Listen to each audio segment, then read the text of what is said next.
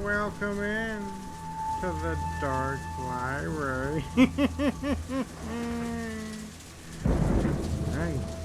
we're going to visit a special short story by Jason R. Davis called Roadside Assistance. Imagine driving down a dark highway all alone, and you feel like you just slipped into its own world. Then you come across this bus broke down. Do you stop? Do you continue on? As he shifted, the remote fell from his chest and crashed to the floor. Had he done so? Roger, would you please turn it down?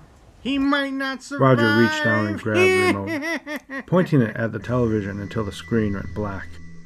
So listen in as we visit Roadside Assistance. The world around him was a dark place, lost in an endless nothingness of gray. Miles of road had faded away and vanished beyond the short glow of his headlights.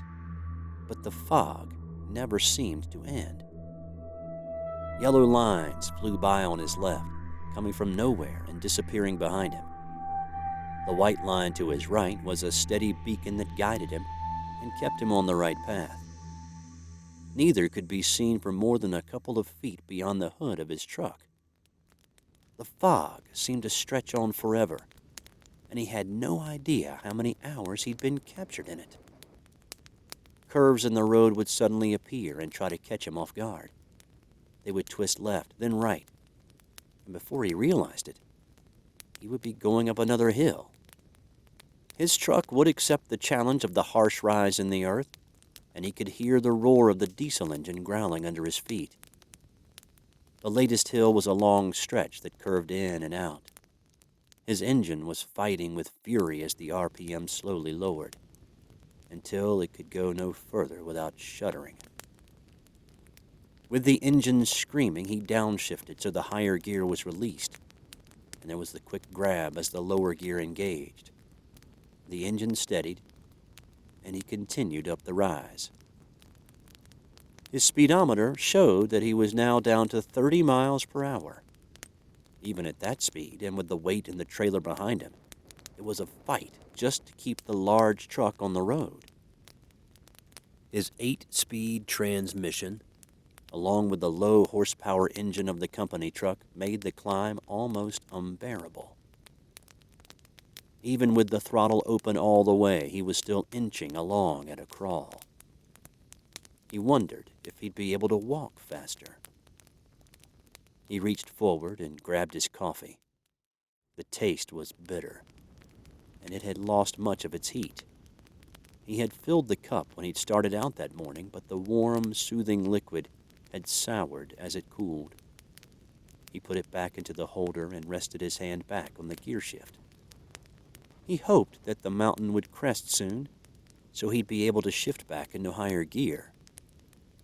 He could feel sleep crusting at the corners of his eyes. The night seemed like it would last forever, and the fog made the road disappear into nothing. Fog always felt like that to him. Even if it was daytime, he'd have to fight to keep his eyes from betraying him. However, they felt like they were more closed than open at night.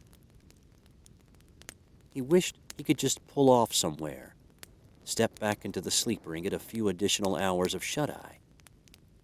He had time, so he could afford to do it. But it wasn't time that kept him from pulling over. No, it was the damned fog. He wanted to stop at one of the little emergency pull-offs and tuck himself away because his eyes really needed it. The lines were moving on him, swaying back and forth, making it harder for him to stay between them. He would love to just pull off into the haze. It seemed like it was calling to him, pulling at him. Sleep was beckoning him, and he desired it more than anything. He just never saw any place to pull off in time for him to stop. His load was too heavy, and it would take a lot of braking distance. Being barely able to see past his hood, he wouldn't be able to stop until he was long past the turn to any of the pull-offs. Another one came and went, and he watched it pass with longing. He never thought he could crave anything this badly. It was just sleep. All he had to do was close his eyes and it would come. He'd be lost to it. He knew that if he closed his eyes, he'd be dead. If he was lucky, he'd only get himself killed. All it would take would be for his eyes to stay closed too long, a gentle drift of the wheel, and he would either roll the truck or be barreling down the side of the mountain. He knew that his rig would take out the guardrail like it wasn't even there. He was driving an 80,000-pound missile, and the thin piece of metal guarding the side of the road would do little to stop it. He finally reached the top of the long ascent, and the rig started to speed up because his foot still held the accelerator to the floor. He got it to the right RPMs and then slammed it into the next higher gear. He shifted his way through the gears, getting back to speed now that he was on level ground. When he finally reached his last gear, he could already feel the truck starting to head back down the hill. With a flick of a switch, the engine brake roared to life, trying to slow his momentum. Now, with the truck not going uphill, he had to fight it from going too fast on the downward slope. His load was heavy, and his engine brake was calling out in frustration, trying to slow the truck down. He wasn't sure if he'd missed the sign or if this stake just didn't post a percentage of the grade. But he didn't know how bad a fight he was in for. The truck was already speeding faster than he would have liked, and he had no idea just how far the slope descended. Maybe he would get lucky and it would be short. Straight hill, and he'd have nothing to worry about. His wife had always told him he needed to think more positively. Maybe he would. Maybe this hill would start a change in his life, a new him. When he reached the bottom, he could call her and tell her everything was going to be okay. His ex-wife. Things weren't okay.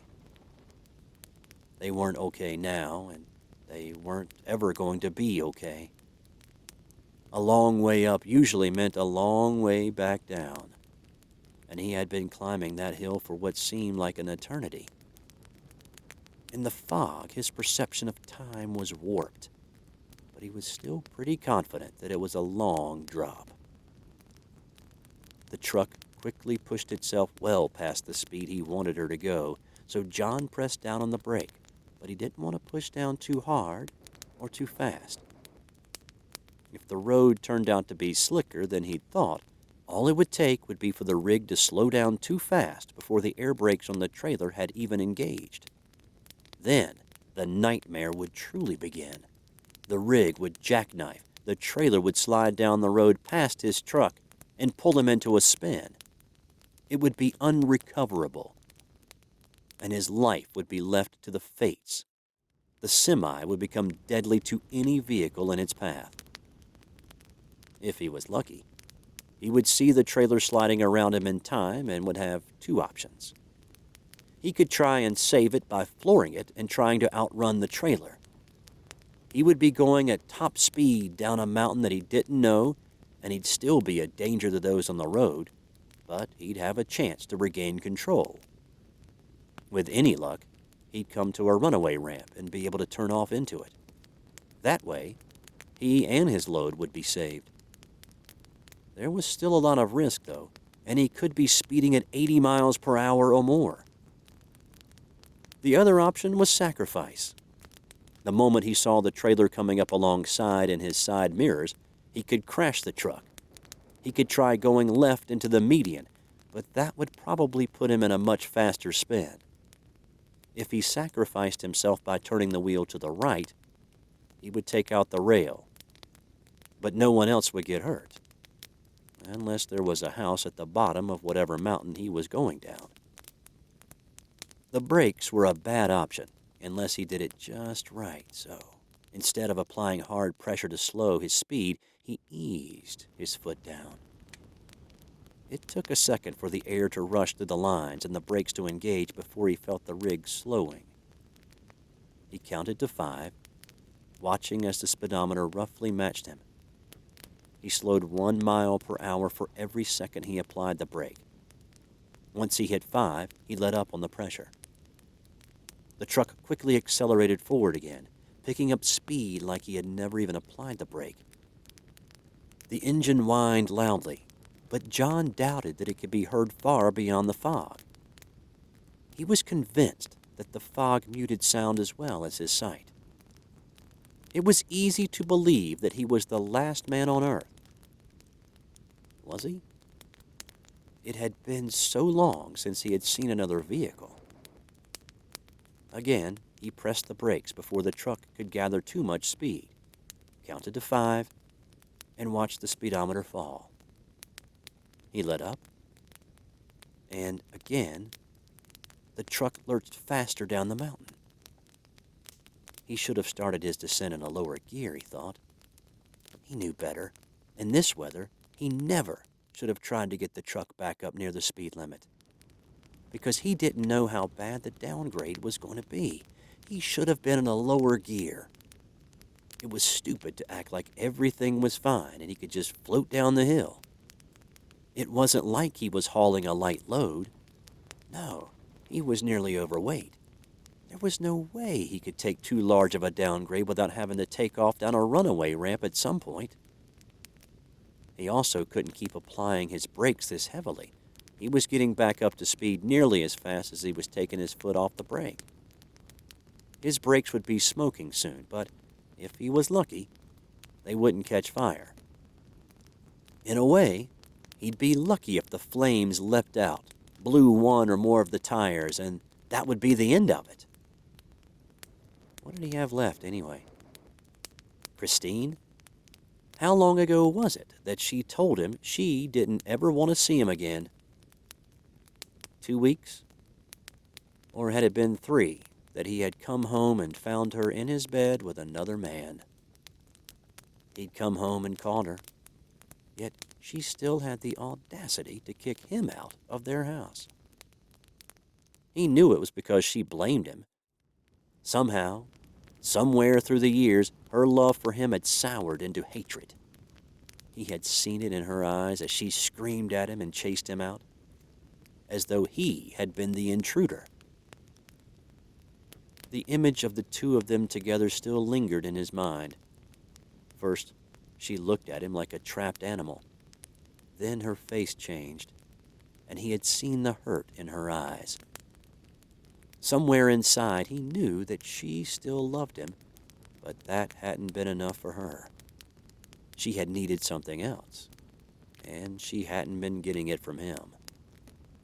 The look had been replaced with one of satisfaction. Then, cold hate.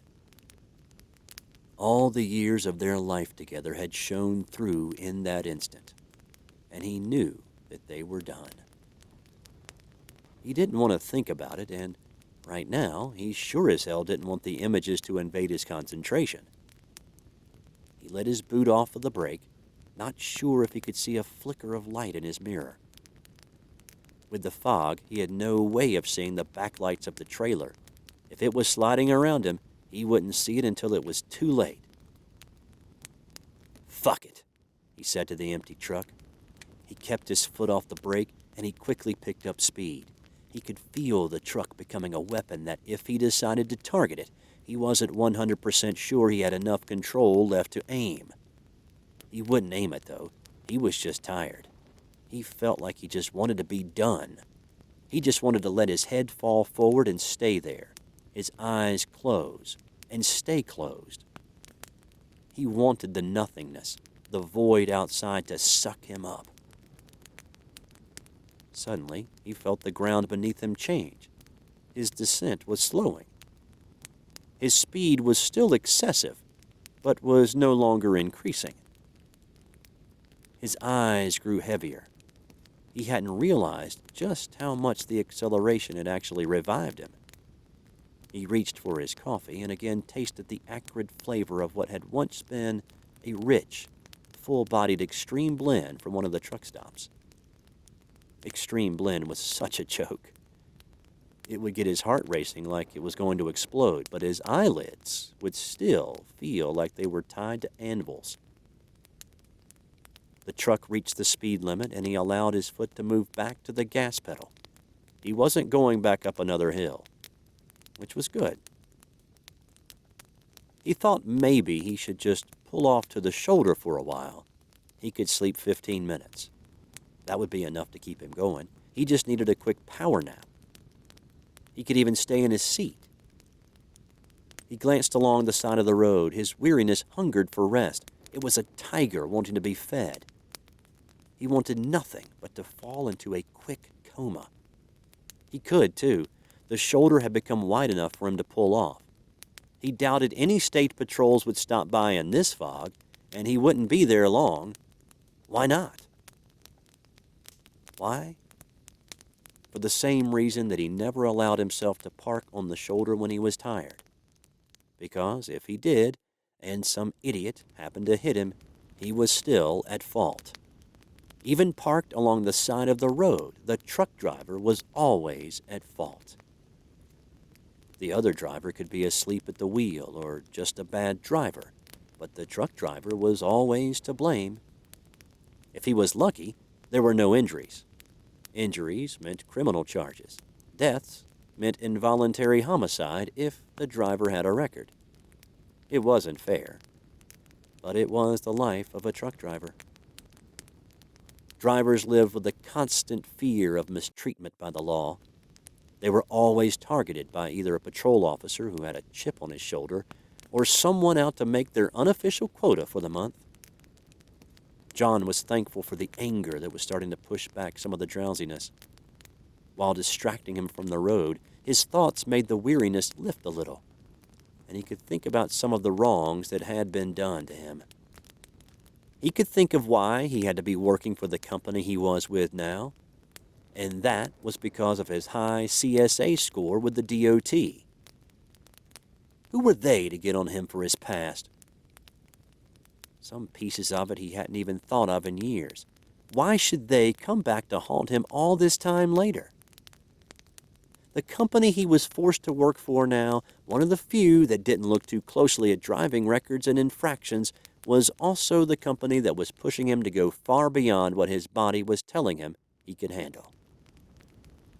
He wiped his eyes of some of the sleep that had crusted there. He knew it would be back soon, but he wiped it away anyway. He wanted the sleep gone. He wanted his life gone.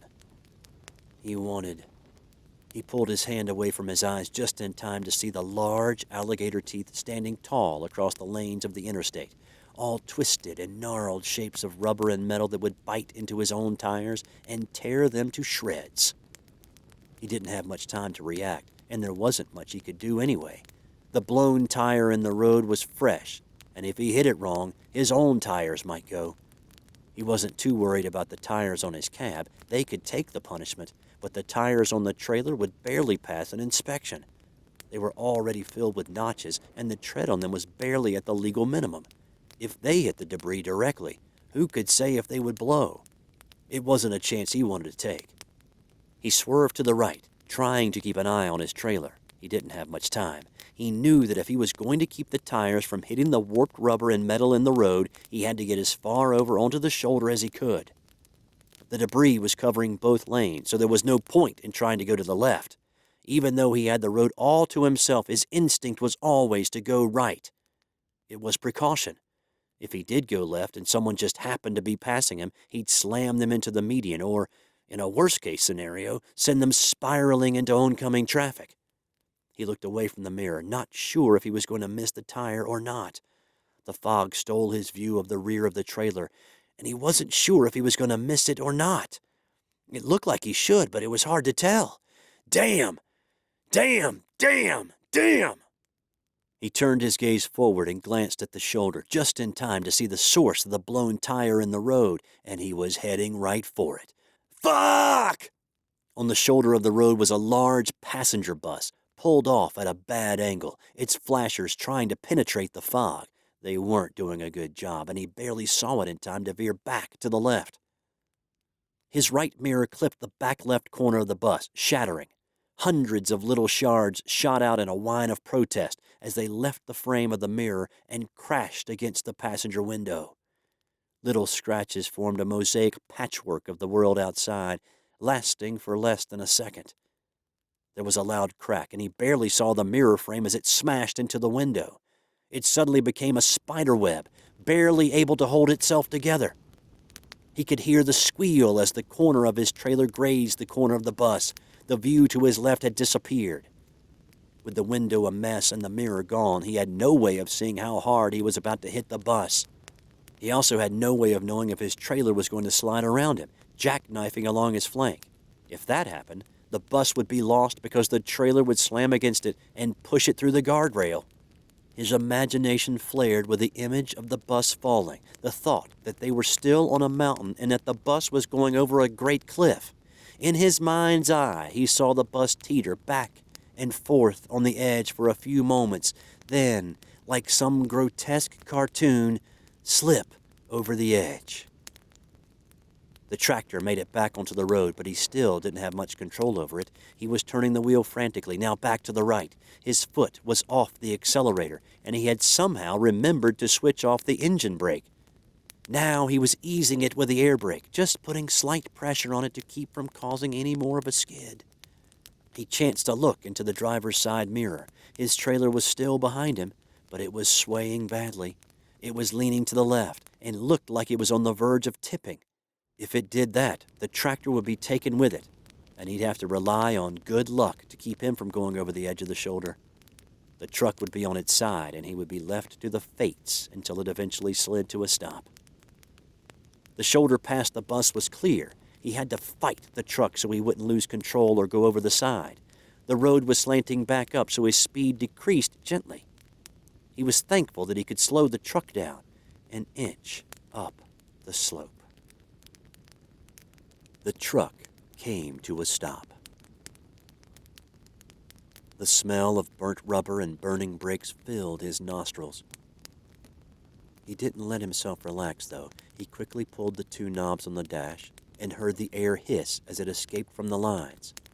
This allowed the parking brake to grab the rig and keep it from going back down the hill. Then he was out the driver's door and landing on the ground.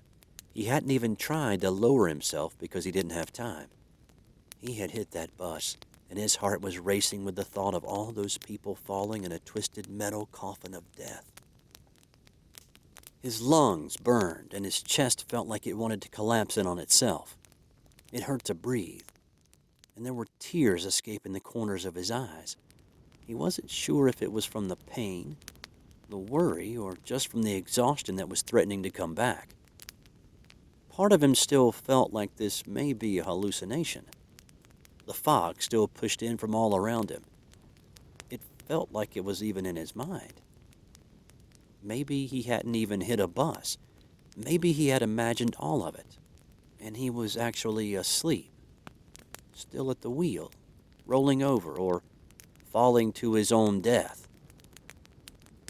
He made it to the back of his trailer. After seeing nothing wrong with his driver's side tires, he hurried over to the other side. Everything was fine so far. He stopped when he rounded the back corner of the trailer and saw the shredded tires. Both the outside tires had blown, and now only fragments of rubber were clinging to the metal of the rim. "Fuck," he said quietly, as he had a selfish thought. His career was probably over. He reached into his pants pocket to grab his phone. He needed to call it in, get the repair crews out, and get both tires fixed. He also needed the emergency crews in case someone was injured or even dead inside the bus. He patted his pants and was momentarily surprised that he didn't feel his phone. Of course it wasn't there. He'd been driving, and he always emptied his pockets on long trips. Wallets dug into his ass, and it was hard to answer a phone that was in your pocket. He often kept both of them in a little recess under his stereo, but he hadn't thought to grab them.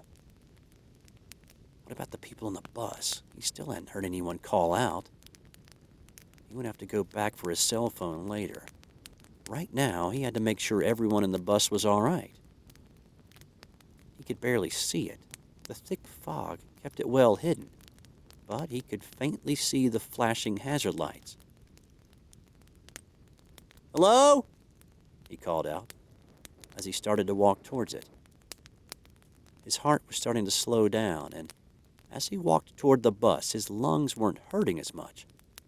He still felt like there was a large weight pressing down on him, but he no longer felt like he was going to pass out. "Hello? Is everyone okay?" he called out again. As he yelled, it felt like the fog around him soaked up the sound. He never heard the echo that he would have expected. And there were no morning sounds. He didn't hear any birds singing. There were no car sounds along the interstate. Most valleys had rivers or towns in them, but even those were now silent. There was no sound at all.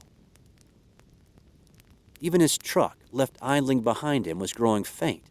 It sounded like it was getting farther and farther away. The hair on the back of his neck was starting to stand on end. He felt like he was drifting into an episode of The Twilight Zone, and like the world around him was changing. Maybe he was walking into, what did they call it? Another dimension. He tried to laugh at the thought, but could barely crack a smile. Something wasn't right here. He had to work hard to ignore it. What was he? Some little boy that let childhood fears take control of him? Yeah, just keep thinking that, he told himself.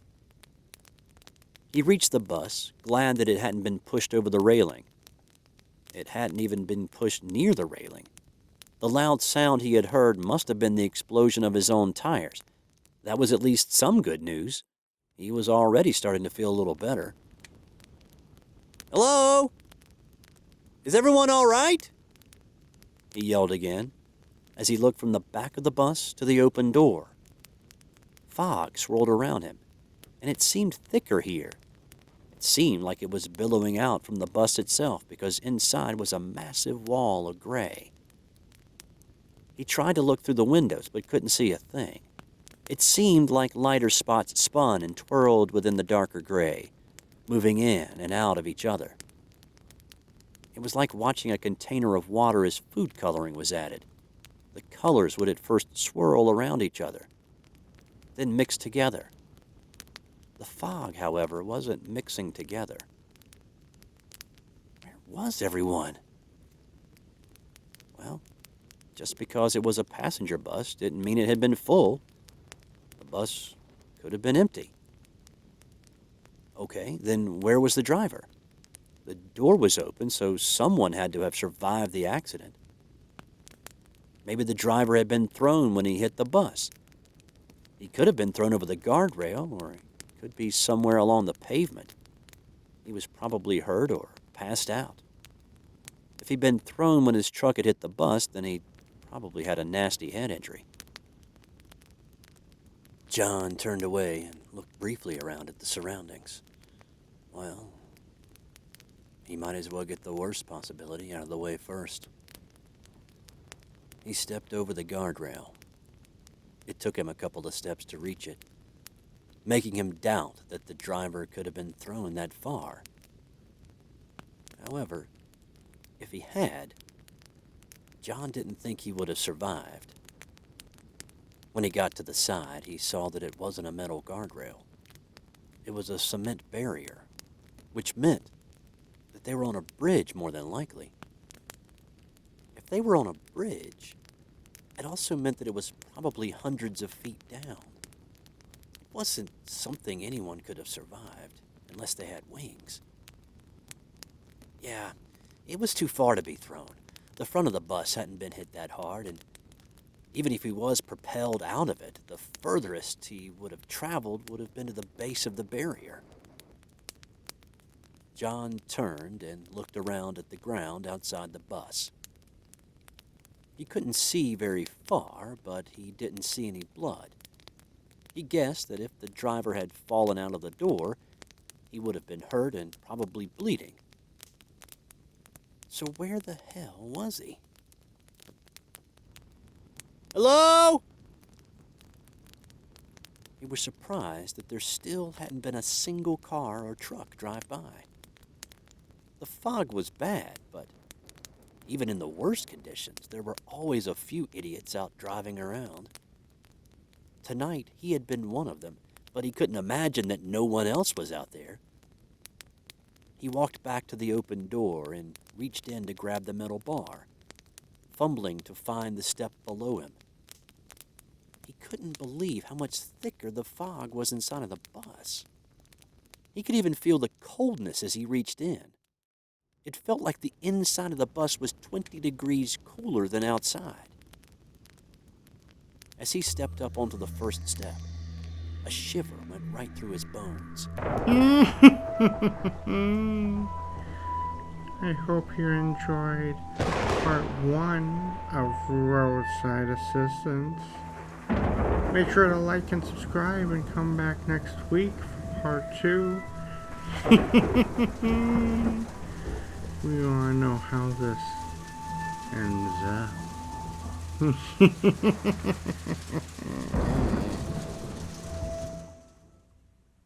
Stay spooky, everyone.